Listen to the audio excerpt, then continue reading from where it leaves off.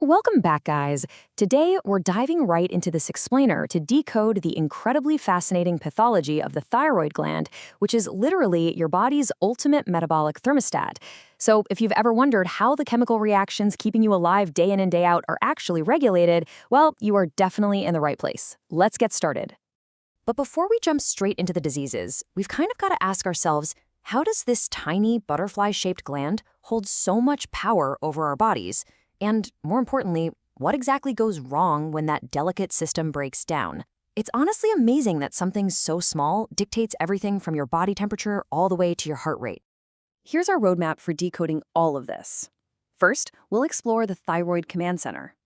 Next, we'll look at hyperthyroidism when the system is in overdrive, followed by hypothyroidism when the system is slowing down. Then, we'll tackle inflammation and the thyroiditis spectrum. And finally, we'll wrap up with thyroid neoplasias and cancers. Okay, Section 1, the thyroid command center. Let's take a look at the anatomy of the body's thermostat. So the top-down communication running your metabolism is just brilliant. It all starts up in the brain. The hypothalamus releases TRH, which drops down to trigger the anterior pituitary gland. The pituitary then pumps out TSH, or thyroid-stimulating hormone. And finally, this TSH commands the follicular cells of the thyroid gland to actually make T3 and T4. This exact chain of command is absolutely crucial because a disruption anywhere along this line causes some massive downstream effects.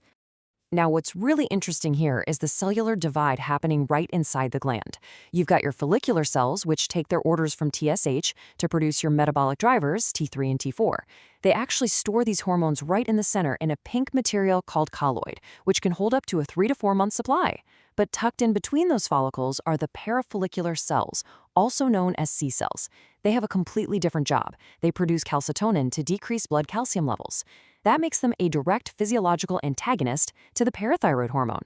Two totally different functions sharing the exact same real estate. Section 2, hyperthyroidism. What happens when the thermostat gets stuck on high? So, if the system is in overdrive, how do we know where it's broken? The really crucial point here is that you can pinpoint the exact location of the breakdown just by checking TSH levels. In primary hyperthyroidism, the problem is at the thyroid gland itself. It's producing way too much T3 and T4, so the brain's negative feedback loop kicks in and lowers TSH. But in secondary hyperthyroidism, the problem is higher up. Imagine a pituitary tumor just pumping out huge amounts of TSH. It's essentially forcing a perfectly healthy thyroid to overproduce. Now, you might be thinking bulging eyes are the absolute biggest giveaway for hyperthyroidism. But let me ask you, what's actually the most reliable clinical diagnostic sign across the board? Believe it or not, it's resting or even sleeping tachycardia, because the body is in sympathetic overdrive, burning through so many calories, creating so much heat, and literally installing more sodium, potassium, ATPases on the cells. The heart just cannot slow down, not even when you're fast asleep. When we talk about specific causes, though, Graves' disease is the quintessential hyperthyroid state. It's an autoimmune disorder, but get this. Instead of destroying tissue, these rogue LATS antibodies actually overstimulate the TSH receptors. We call this a type 5 hypersensitivity reaction. This constant overstimulation causes a diffusely enlarged goiter. It also stimulates fibroblasts behind the eyes, which leads to proptosis, or bulging eyes, and causes this glycoaminoglycan deposition on the shins known as pretibial myxedema.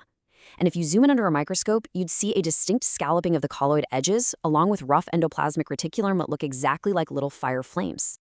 Moving on to Section 3, hypothyroidism. What does it look like when the thermostat is stuck on low?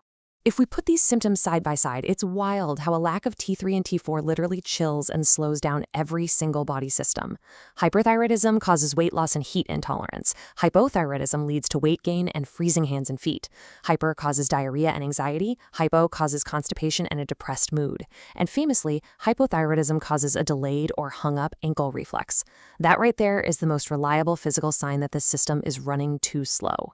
And if hypothyroidism goes completely unchecked, well, it can lead to a terrifying shutdown state known as myxedema coma. This is a severe, life-threatening complication featuring extreme hypothermia. The basal metabolism drops so incredibly low that your cellular enzymes just stop functioning altogether. In an emergency like this, standard T4 therapy won't cut it.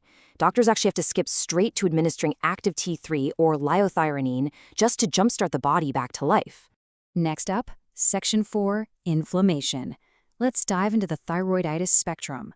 Pivoting from pure metabolic failures, we have structural inflammatory diseases. Notice how de Quervain stands out as the painful, post-viral outlier here. A patient will usually have a history of a viral infection followed by a highly painful neck. Contrast that with Hashimoto's, which is silent and painless. In Hashimoto's, lymphocytes literally set up camp in the thyroid, forming germinal centers and causing massive, stealthy damage over time. You'll spot pink Hürthl cells and positive anti-TPO antibodies. Then you've got Riedel's thyroiditis, which is an IgG4-related disorder. It causes so much extreme fibrosis that the thyroid becomes woody hard, tragically mimicking a deadly anaplastic carcinoma. Finally, Section 5, Thyroid neoplasias and cancers. Let's look at growths, tumors, and mutations. The critical difference between a benign and a malignant follicular growth, it literally comes down to a single structural failure. Both share a RATS gene mutation, but breaching the capsule changes everything. If that capsule remains totally intact, you're looking at a benign follicular adenoma. But the second those cells push through and invade that capsule, it's a follicular carcinoma. And what's really important to remember here is that while most carcinomas spread through the lymphatic system, follicular carcinoma uniquely spreads via the bloodstream, the hematogenous route. Now, if we map out the 4 major thyroid carcinomas, you'll see a pretty drastic spectrum of survival rates. They range from the highly survivable papillary type, which is the most common and has the best prognosis, all the way down to the devastating stony-hard anaplastic type, which unfortunately carries the absolute worst prognosis. For the visually inclined among us, papillary carcinoma is an absolute histological goldmine. Driven by a BRAF V600E mutation or past radiation exposure, looking at this tissue under a microscope reveals these clear, empty-looking nuclei that are famously called orphan anions. You'll also spot intranuclear inclusions that look exactly like little coffee beans and Samoma bodies, which are these beautiful concentric whorls of calcium layered right into the tumor architecture. Then there's medullary carcinoma, which is totally unique. Why? Because it specifically attacks those C cells we talked about earlier. This unleashes an unregulated flood of calcitonin, driving blood calcium way down. Under the microscope, you'll see these tumor cells just sitting in a background of amyloid, which is really just the excess calcitonin protein. And if you stain that amyloid with Congo red and look at it under polarized light, it glows with this striking bright apple green birefringence. It's unmistakable. So it really makes you wonder just how delicate our body's chemistry truly is, doesn't it? A single gland, no bigger than a butterfly, is literally dictating the energy and rhythm of every single cell you possess. I hope this explainer gave you a much deeper appreciation for the profound impact of endocrine pathology. Thanks for learning with me today, and I'll catch you in the next one.